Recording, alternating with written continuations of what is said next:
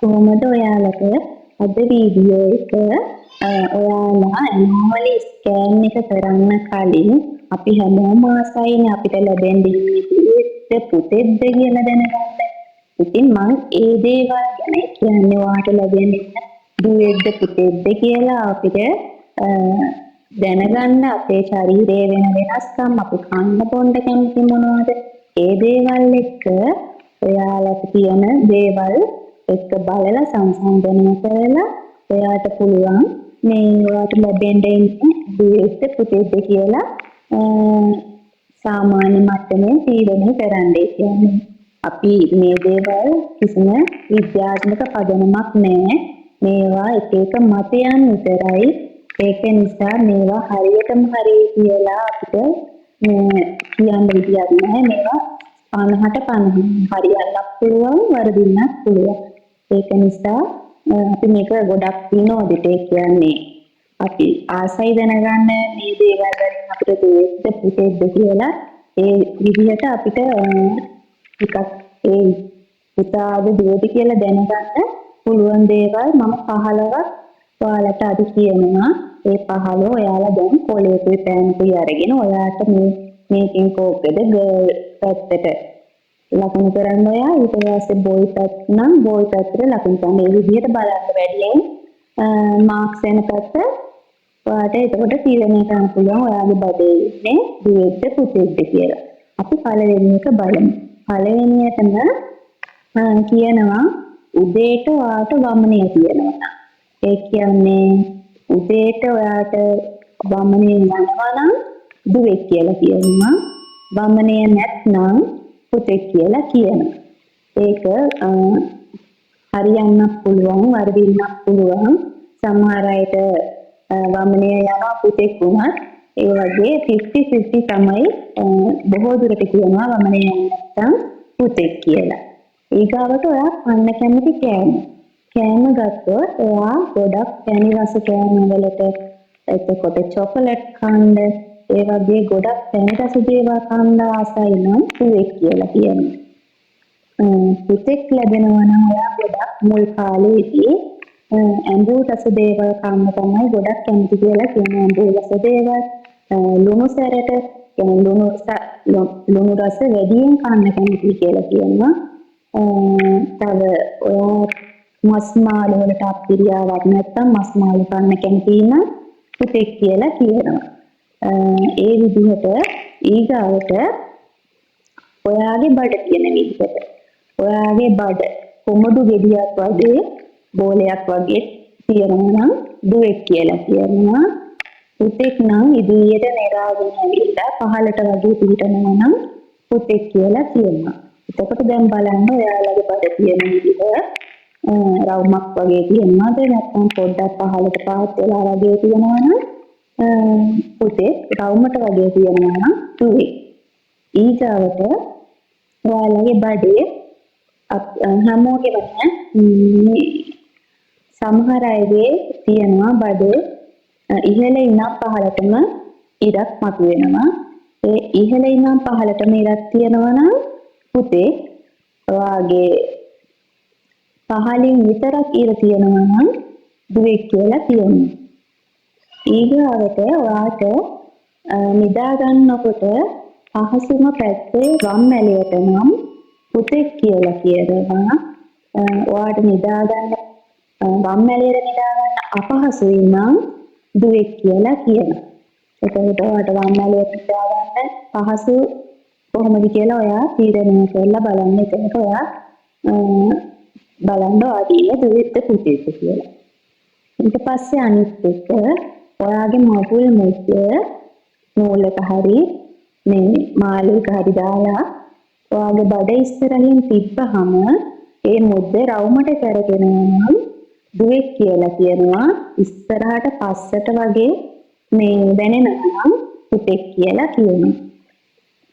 ඊගාවට ඔයාගේ මූණ කුරුලෑ දාලා ඒ වගේ ඔයා ටිකක් හිතියට වඩා පොඩ්ඩක් පාට අඩු වෙලා ඒ වගේ වෙනවා නම් දුවෙක් කියලා කියනවා. ඒකට කියනවා අම්මගේ ලස්සන දුව අරගන්නවා කියලා.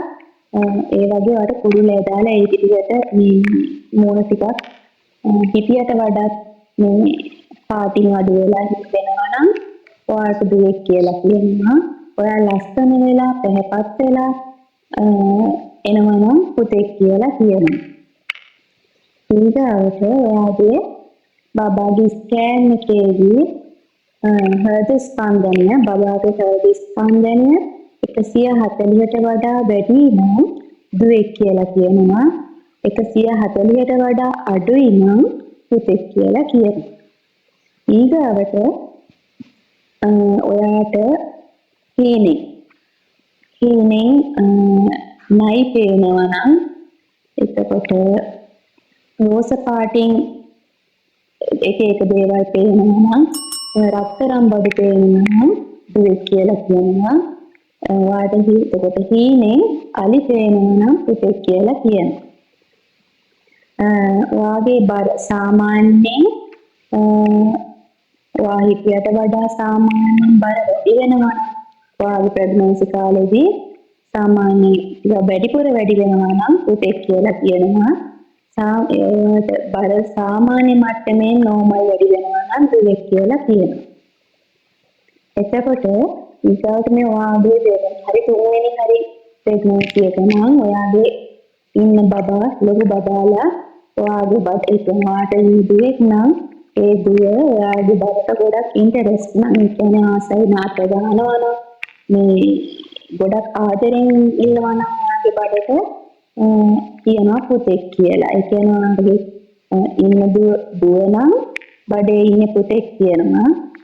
ඔයාට ඉන්න පුතෙක් නම් බඩේ ඉන්න දුවෙක් කියනවා. ඒ කියන්නේ විරුද්ධ ලිංගිය තමයි බඩේ ඉන්නවා කියන්නේ ඔයාගේ ඉන්න බබා ඔයාගේ බඩට ගොඩක් ආදරෙන්.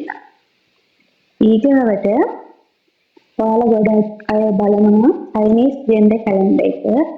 මේ චයිනීස් ජෙන්ඩර් කැලෙන්ඩර් එකේදී බලන්නේ ඔයා ප්‍රෙග්නන්ට් වුණ මාසේ, ඒ කියන්නේ ඔයාගේ මෙන්සස් හදන මාසේ නෙවෙයි, ඔයා ප්‍රෙග්නන්ට් වුණ මාසයයි ඔයාගේ ඒ ප්‍රෙග්නන්ට් වෙනකොට තිබ්බ වයසට අවුරුද්දක් එකතු කරලා, ඒ කියන්නේ ඔයා ප්‍රෙග්නන්ට් වුණේ අවුරුදු 30 නම් ඒකට අවුරුද්දක් එකතු කරලා අවුරුදු 31 තීරුවේ ඔයා බලන්න ඕනේ ඔයා ප්‍රෙග්නන්ට් වුණ මාසයට අදාළ ජෙන්ඩර් එක.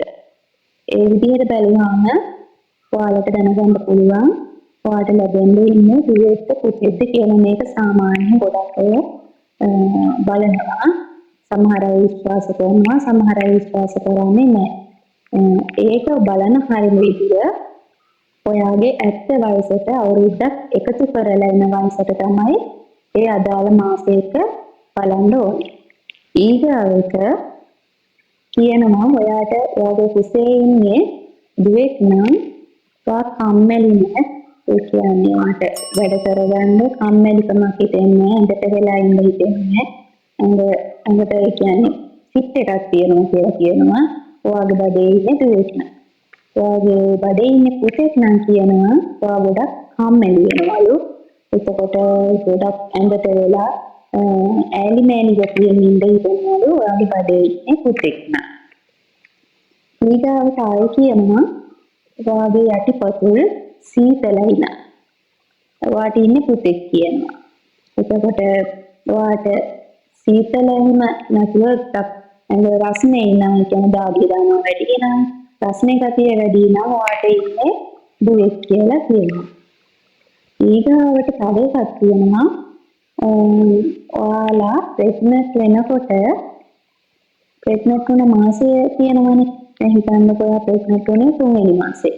3 වෙනි මාසේ ප්‍රෙග්නන්ට් වෙනකොට ඔයාගේ වයස ඇත්ත වයසට ඒ අදාළ මාසය මාර්තු නම් 3 වෙනි මාසය ඔයාට වයස 30යි නම් 30ට එකතු කරනවා 3.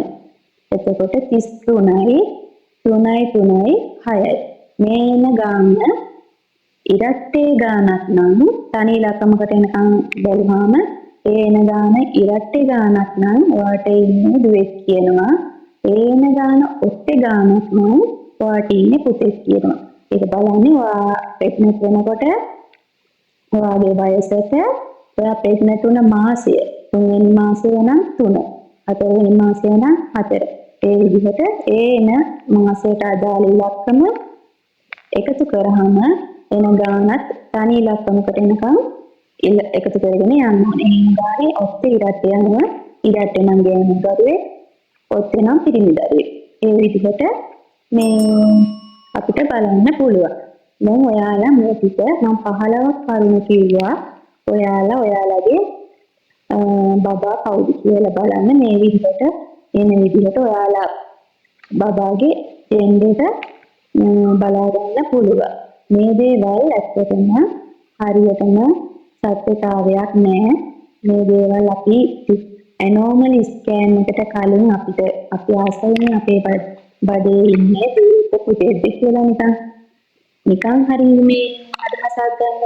ඒක නිසා ඒ විදිහට බලලා ඔයාලට පොඩි අදහසක් ගන්න පුළුවන් අපිට මට දැන් මේ පාරේ ඉන්නේ මට ඉන්නේ පුතෙක් කියලා. මේ විද්‍යාත්මක බැලුවොත් තාත්තගේ අම්මගේ XY වර්ණ දෙක එකතු වෙලා තමයි බබාගේ ජෙන්ඩර් එක තීරණය වෙන්නේ. බබාගේ ජෙන්ඩර් එක බබා කුසේ පිළිසිඳ ගන්න මොහොතේමයි තීරණය වෙන්නේ. ඒක වෙනස් වෙන්නේ නැහැ. ඒ මොහොතේමයි යා දුරේට පුතේද කියලා තීරණය වෙන්නේ. බබාගේ ජෙන්ඩර් එක ඒ විදිහට වර්ණ දෙක වලින් තමයි හැදෙන්නේ. ඒක නිසා අපි මේ දේවල් හරියටම හරි කියලා කියන්නේ නැහැ. ඔයාලට විනෝදයේ පිළිස මේ විදිහට බලලා අදහසක් ගන්න පුළුවන්. එහෙනම් ඉතින් මේක ඔයාට මේ වීඩියෝ එක ඔයාලට දුරද පුතේද කියලා බලා ගන්න පොඩි අදහසක් ගන්න කලේ. එහෙනම් ඊළඟ වීඩියෝ එකෙන් අපි හම්බෙමු. එතකන් ඔයාලට සුබ දවසක්.